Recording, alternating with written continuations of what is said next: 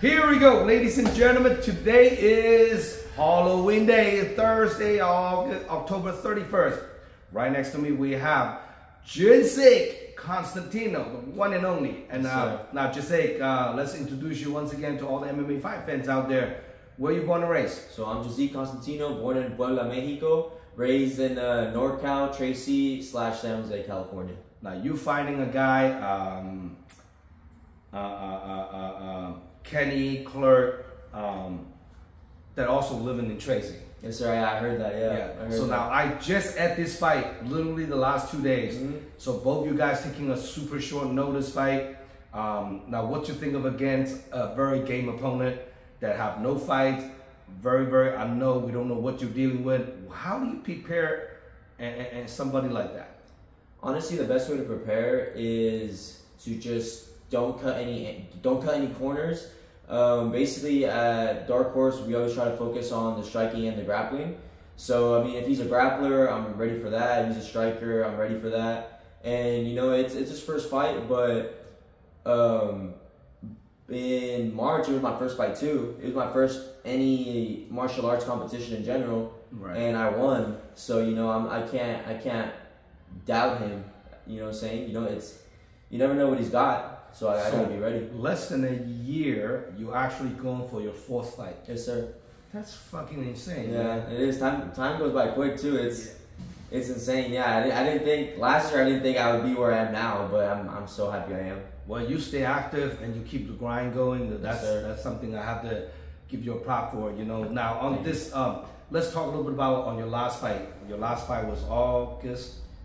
It was the 17th, August 17th at the Cow Palace. Right. Ended in a TKO by Trejon Banda.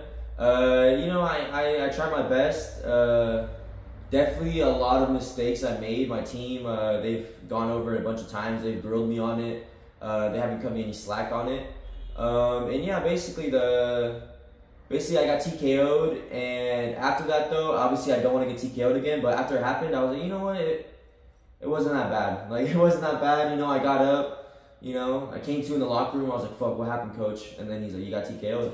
And I was like, well, is what it is. We back to work. Back to drawing board. Yes, sir. Trejon Banda, he's on a run. He is. He's 4-0 now. He is. And he's looking at the fighting again in December in San Jose.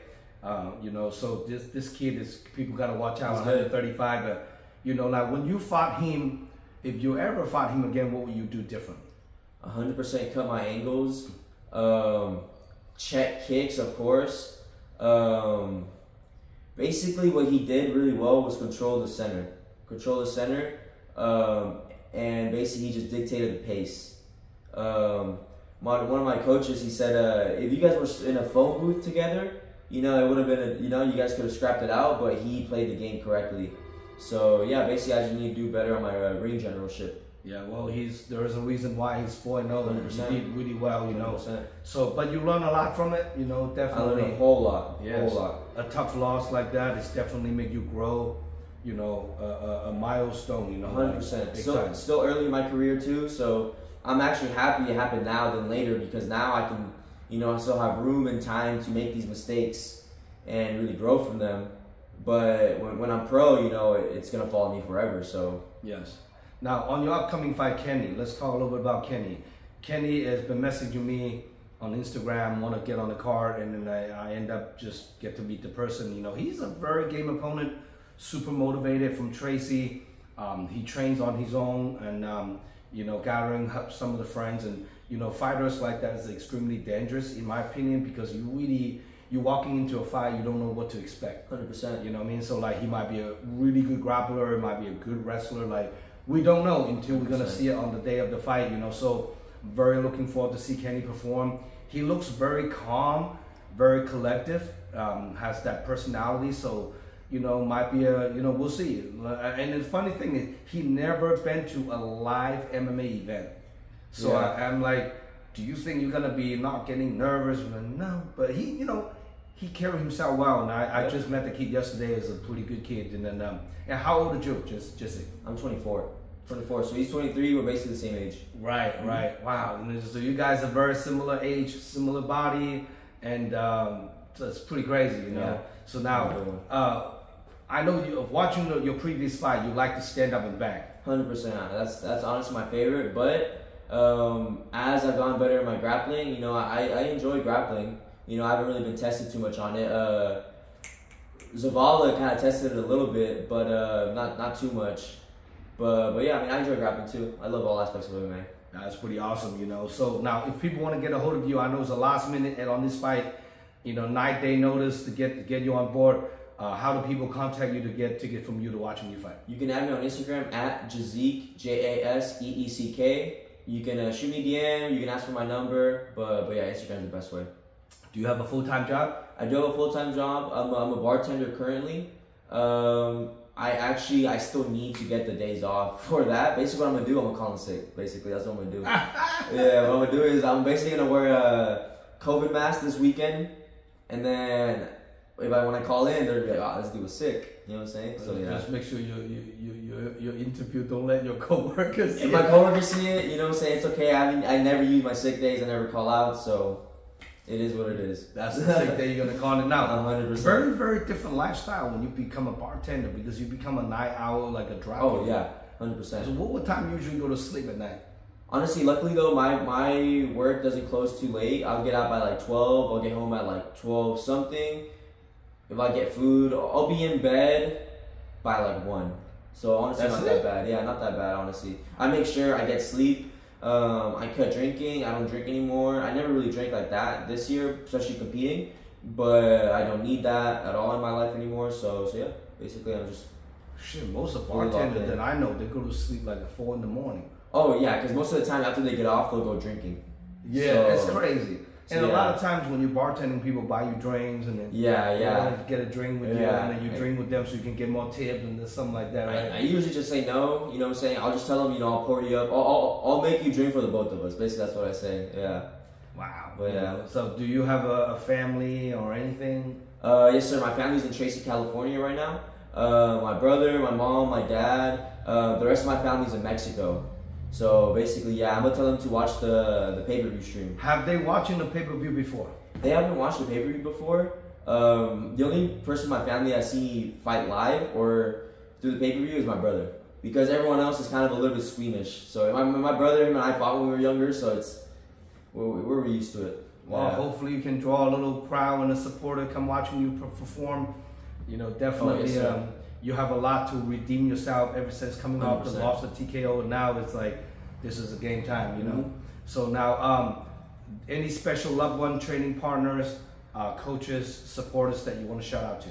Coaches, Dave Velasquez, Justin Davis, Joe Thoreau, Raul Ortiz, he's making his MMA debut too. I'm excited to see that. Krish Bajwa, Kunli Jr., can't forget Kenzie Judo. I've been seeing them a lot lately. I've been improving my judo. Sensei Soren, Sensei CJ, Sensei Ryukin, all those guys. My brother, he helps me out with my gear. Basically, all of them have made me the fighter I am today, 100%, and the man I am today. That's pretty awesome, you know. Now, who is your favorite UFC fighter? Favorite UFC fighter? Before I said Conor McGregor, but now for sure is Diego Lopez. Lopez, yeah, because he's actually from my home. Well, he's Brazilian, but he moved to my home city, Puebla, Mexico. When I went over there, to get my green card, I trained over at like his gym, and honestly, those guys were pretty insane. Yeah, like all their amateur level guys were insane. Honestly, Mexican MMA is on the come up, and I'm really excited. So Diego trains in Mexico. He trains in Mexico, in Puebla, Mexico. Brazilian Warrior Central, something similar, Brazilian Warriors. Yeah, in the heart of Puebla. Yeah, just full-blooded Mexican. Do they have like a big gym, big facility? It's not too big, honestly. At least the one there's the main one, and then there's the kind of like the daughter gym. That's the one I went to. It was a little bit smaller, more intimate. But all those guys are they have so much. Like so many stacked guys, basically. They're hungry though. They're hungry. Their whole team is hungry. Their whole team is legit. Their jiu-jitsu is insane. Even the white belts, the white belts there are like blue belts here, 100%, 100%. Oh shit. Yeah, no, they're insane. Wow, maybe someday you should go back and get some training. Oh, 100%. I'm trying to bring the guys from Dark Horse over there. 100%. Yeah, I have this image in my head of Joe sparring Diego Lopez. And I don't know, I'm very excited to see that. Because, you know, you just exchange knowledge, cultures, you know, we can make this kind of like a little partnership, you know? We help each other grow. That's pretty awesome. No, he's definitely got to be, you know, definitely have to be look out for the 145 pound. 100%. What do you think of Diego against Topuria? Honestly, Diego loves to brawl. Topuria has like nukes in his hands. But Diego has good head movement. He keeps his chin low. He swings at an angle. He doesn't keep his chin up. So honestly, I feel like Diego could submit him 100%. He could withstand the feet and then just take it to the ground and submit him. Wow. Yeah. Topuria is also submitting a lot of people. Oh yeah, his wrestling's legit. Yeah, he's jiu-jitsu and wrestling is really top shot too. It'll be an interesting fight. You know, but now he was talking about the next fight fighting Islam Makhachev. What do you think of that?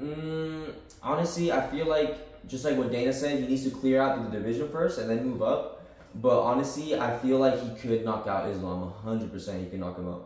But the problem is how Islam's not going to stand with him though. No, not at all. He's going to try to take him down. But But honestly, Topuria's wrestling is so underrated. I feel like he could, especially because the center of gravity and center of mass is so much lower than Islam's, he could really stuff and just knock his ass out, in my opinion. Yeah. That will be a fight everyone can't wait to watch. Almost about to be as good as the fights in a week and a half. Yeah. That's pretty awesome, you know. Now, if your opponent, Kenny Cleric, watching this interview, what do you have to say to Kenny? Kenny, we're about to step in there, just leave it all on the mat. Best man wins. We're about to see who that is, basically. I respect you for stepping in there, and yeah, about to have a good one. That's pretty awesome. For more information about this upcoming fight card, check out DragonHouseMMA.com, and please subscribe to my YouTube channel. Follow me on Instagram so you guys can keep an update for our upcoming event, grappling event, all the whole 9 yards. So, you know, don't miss it out. November 9th, the Keysar Pavilion door opens at 3 p.m. First fight kicks off at 4, and Jaseeck, this fight will just add on. It's probably going to be either the first or the second fight tonight. So make sure you guys be there on time. Get in line at 3, and then get your popcorn, get your drink and beer, alcohol, get ready to rock and roll. It's going to be a lot of firework. Hell of a show. Yeah, it's going to be over 20 plus fights on this upcoming event. So, and I'm Zhong signing out. We'll see you guys November 9th. Any last word to anybody out there? I love you, Mom, and I'll see you guys later. Awesome. Jaseeck, and I'm Zhong signing out. Peace.